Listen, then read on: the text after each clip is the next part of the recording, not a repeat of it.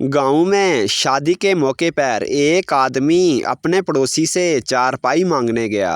पड़ोसी ने कहा, हमारे पास सिर्फ 2 चारपाइयाँ हैं, एक पर मैं और दूसरी पर मेरा अब्बा और मेरी बीवी सोते हैं।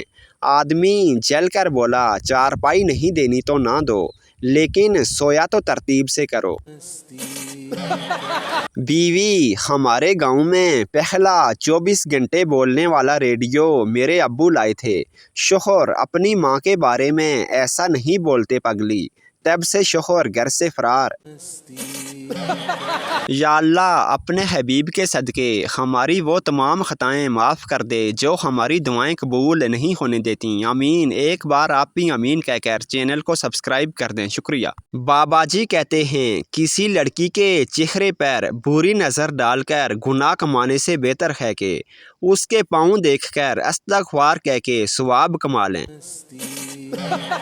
गमे शोहरां, अगर तुम ताज भी रख दोगे सर पे हुक्मरानी का, नहीं होगा मगर राजी कभी भी दिल जनानी का।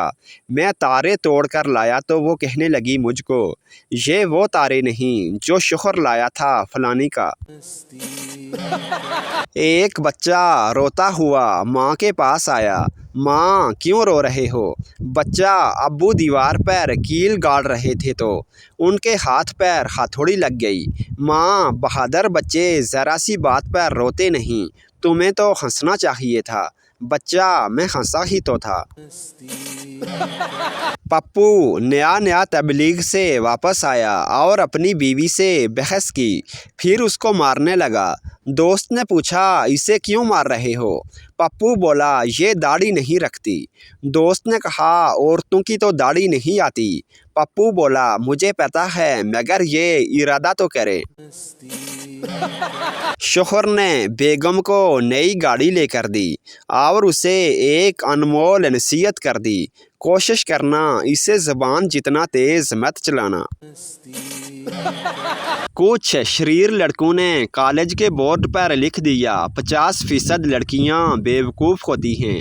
जब लड़कियों ने ये देखा तो उन्हें बहुत बुरा लगा। उन्होंने कॉलेज में हंगामा बर्पा कर दिया। एक प्रोफेसर ने फ़ौरन उस लिखाई को हटवा दिया और उस जगह लिखवा दिया, 50% लड़कियां बेवकूफ़ नहीं होती। तब जाकर लड़कियों का गुस्सा ठंडा हुआ। मुलाजमा से बर्तन टूट गया। मालकिन बेहद गुस्से में, बदतमीज़, तुम हर रोज़ कुछ न कुछ तोड़ती रहती हो। मालकिन का बच्चा ये मंजर देख रहा था। उसने पूछा, अम्मी, ये बदतमीज़ क्या होता है? मालकिन ने सोचा बच्चा कुछ गलत ना सीख जाए, तो वैसे ही बोल दिया कि इसका मतलब तंदुरुस्त होता है। दूसरे रोज़ मालकिन ने फिर से नौकरानी को किसी बात पे डांटते हुए कमीनी बोल दिया। बच्चे ने फिर पूछा, अम्मी, ये कमीनी क्या होता है? मालकिन ने कहा, बेटा, कमीनी का मतलब कमज़ोर होता है। उसके दूसरे दिन बच्चा अपनी माँ के साथ अपनी बीमार नानी को देखने गया तो वहाँ जाकर बोला, अम्मी देखें, नानी पहले कितनी बदतमीज़ थी और अब दिन ब दिन कमीनी होती जा रही है। बहू और बेटा बाहर जा रहे थे। बहू सास से बोली, माँ जी, चूल्हे ते दाल रखिए, ख्याल रखना थल्ले ना लग जाए। सास बोली, ख्याल ते मैं अपने पुत्र दावी बेड़ा रखिया सी। शोहर, मैं तुम्हारे लिए जान भी दे सकता हूँ। बीवी, जान तो कोई भी दे सकता है, हिम्मत है तो साथ रहकर दिखाओ। बाबा जी कहते हैं, ये भी उसकी मोहब्बत थी कि उसने अपने घर की सारी दीवारें छोड़कर मुझे चूना लगाया।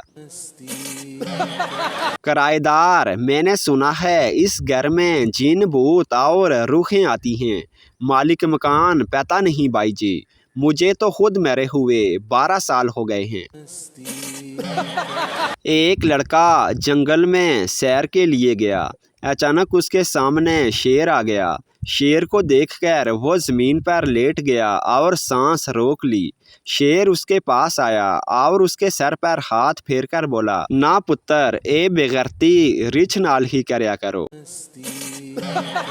कहते हैं कि एक शख्स की भैंस बीमार हो गई। किसी ने बताया कि यही बीमारी मुल्ला नसरुद्दीन की भैंस को भी लगी थी। उस शख्स ने जाकर मुल्ला नसरुद्दीन से पूछा कि आपने अपनी भैंस का क्या इलाज किया था। मुल्ला ने कहा कि मैंने उसे तेल पिलाया था। वो शख्स चला गया और कुछ देर बाद वापस आकर रोते हुए कहा, तेल पिलाने से मेरी भैंस मर गई। मुल्ला नसरुद्दीन ने कहा, रो मत, मेरी भी मर गई थी। अगर मोहब्बत में दौलत की अहमियत ना होती तो लड़कियों के ख्वाब में सिर्फ शहजादे ही क्यों आते। कभी किसी ने यूं तो नहीं कहा कि मुझे मेरे सपनों का मोची लेने आएगा। बाप, तुम्हारे सब पेपर्स में अच्छे नंबर आए हैं, लेकिन इंग्लिश में क्यों फेल हो गए। पप्पू छुट्टी पर गया था पापा। बाप गुस्से से, तुम पेपर वाले दिन कहाँ गए थे। उस दिन मैं खुद तुमको स्कूल छोड़कर आया था। पप्पू, मैं नहीं, मेरे आगे वाला छुट्टी पर था पापा। किराएदार, मैं इस महीने किराया अदा नहीं कर सकूंगा। मालिक मकान, आपने पिछले महीने भी यही कहा था। किराएदार, तो भाई इंसान की ज़ुबान एक होनी चाहिए और मैं अब भी अपनी ज़ुबान पर कायम हूँ। एक हिंदू और ईसाई सहरा में भटक गए। दूर एक मस्जिद नज़र आई। हिंदू बोला, देखो वो मस्जिद है। अगर हम खुद को मुसलमान ज़ाहिर करेंगे तो वहाँ से हमें खाने को कुछ मिल सकता है। मैं अपना नाम अहमद बताऊँगा। मगर ईसाई ने खुद को मुसलमान ज़ाहिर करने से इनकार कर दिया। मस्जिद के इमाम ने दोनों का खुशदिली से इस्तकबाल किया और नाम पूछा। हिंदू बोला, मेरा नाम अहमद है। ईसाई ने कहा, मेरा नाम माइकल है। इमाम साहिब ने एक शख्स को बुलाया और कहा कि माइकल के लिए कुछ खाने को लाओ। फिर हिंदू की तरफ मुखातिब हुए और कहा, और सुनाए अहमद साहिब, रोज़े कैसे गुजर रहे हैं। एक आदमी अपने दोस्त के घर गया। बेल बजाने पे पप्पू बाहर आया। आदमी, बेटा अपने पापा को बुलाओ। पप्पू, जी वो नहीं हैं, वो बाज़ार गए हैं। आदमी, अच्छा तो बड़े भाई को बुलाओ। पप्पू, वो अपने दोस्तों के साथ क्रिकेट खेलने गया है।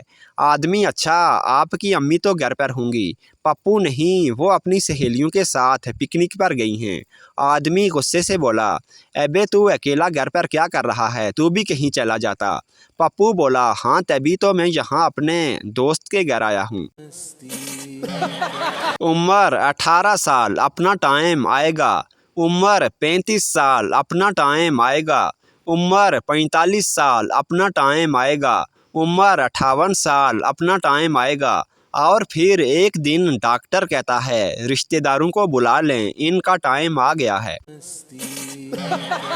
टीचर, आज पहली बार तुम क्लास में बातें कर रहे हो, वरना हमेशा अच्छे बच्चों की तरह नज़रें झुकाकर मेरा लेक्चर सुनते थे। काका, मैडम, बात यह है कि आज मेरा SMS पैकेज ख़त्म हो गया है।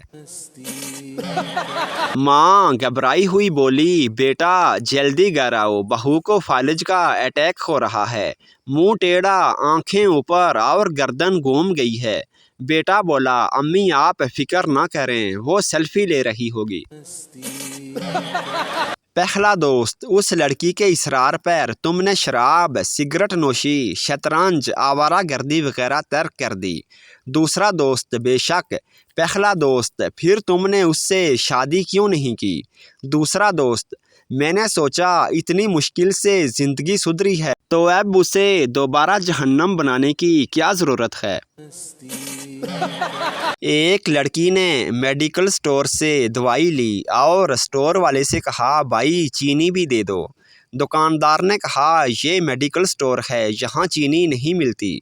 लड़की ने कहा, मैं पागल नहीं हूँ, दवा पर लिखा है शुगर फ्री, अब चीनी तो तुम्हारा बाप भी देगा। लड़की, मुझे अमीर लड़के बहुत पसंद हैं। लड़का, अच्छा बाद में बात करता हूँ, अब्बू का हेलीकॉप्टर अंदर कर रहा हूँ, बाहर गली में खड़ा है। पप्पू, तुम कहाँ हो। लड़की, शॉपिंग मॉल में आई हूँ। तुम्हारे लिए जीन्स देख रही हूँ 3000 रुपये वाली, तुम कहाँ हो? पप्पू मैं इधर लंडा बाज़ार में तुम्हारे पीछे हूँ, जहाँ 80 रुपये की जीन्स के तुम 50 करवा रही हो। दुकानदार को मेरा नाम बताओ, दे देगा, दोस्त है वो अपना। माँ बेटा तुम्हें कोई लड़की पसंद है तो मुझे बता दो। पप्पू जी अम्मी मुझे एक लड़की पसंद है। माँ ठीक है फिर उसे बता देना कि तुम्हारा रिश्ता तुम्हारी खाला की बेटी से हो गया है। मियाँ बीवी होने वाले दामाद के बारे में बातें कर रहे थे। शोहर ने कहा लड़का अच्छा है, सफ़ेद रंगत, ऊंचा कद, फुरमा बरदार और नाक नक्शा भी अच्छा है, क्या ख्याल है? बीवी ने कहा लेकिन उसमें एक खराबी है, जब हंसता है तो उसके लंबे दांत बाहर आ जाते हैं और चेहरा बुरा लगता है। शोहर ने कहा तुम खामख्वाह परेशान होती हो, अपनी बेटी से ज़रा उसकी शादी तो होने दो, फिर ना ही उसे हंसने का मौका मिलेगा और ना ही लंबे दांत नजर आएंगे। शादी से पहले लड़के के बेडरूम में परफ्यूम, मोहब्बतनामा, सीडी प्लेयर, एयर फ्रेशनर, खैर नेटवर्क की सिम, मुकम्मल क्रिकेट किट, सरखाने के नीचे शायरी की किताबें, रसाले, डायरियाँ और नावल वगैरह होती हैं। शादी के बाद लड़के के बेडरूम में डिस्प्रिन, पेनाडोल, जोहर जोशांदा, कर्जे की दरख्वास्त, बिजली और टेलीफोन के बिल, एस्बगोल का छिलका, दूर और नज़दीक की ऐनक, मेडिकल रिपोर्ट्स, खाली बटवा और सरखाने के नीचे किताब मौत का मंजर। सरदार अपनी शादी की अगली सुबह बाप से बोला मैं अपनी बीवी को तलाक देना चाहता हूँ क्योंकि वो कुंवारी नहीं है। बाप ने पूछा तुझे कैसे पता चला? सरदार शर्माते हुए बोला रात को मेरे दोस्त ने चेक करके मुझे बताया था। बाप बेहोश। एक दफ़ा जंगल में घोड़े और गधे की बहस हुई। घोड़े ने कहा आसमान का रंग नीला है, जबकि गधे का कहना था कि आसमान काला है। बात बढ़ी तो घोड़े ने कहा कि चलो अपने बादशाह के पास चलते हैं। दोनों शेर के पास पहुँचे और तमाम किस्सा सुनाया। शेर ने सब कुछ सुनने के बाद कहा कि घोड़े को जेल में डाल दिया जाए। घोड़े ने एहतजाज करते हुए कहा बादशाह सलामत, ये कैसा इंसाफ है? सही भी मैं ही हूँ और जेल भी मुझे जाना पड़ रहा है। बादशाह ने कहा बात सही या गलत की नहीं है, तुम्हारा कसूर ये है कि तुमने एक गधे से बहस की ही क्यों?